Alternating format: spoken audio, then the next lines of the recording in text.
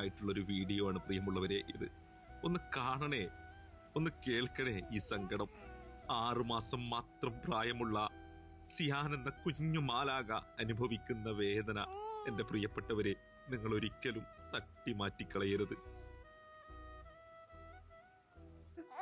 6 വർഷമായിട്ട് നമുക്ക് കിട്ടിയ മോനാണ്. വളരെ ദയനീയമാണ് അവസ്ഥ. നമുക്ക് ഇവനെ വേണം ജീവിതത്തില്. ഇവനല്ല നമ്മളില്ല. എന്റെ കുഞ്ഞു നോക്കുന്ന വല്ലാത്ത സങ്കടമാണ് ഇവര് കരച്ചിൽ കാണാൻ.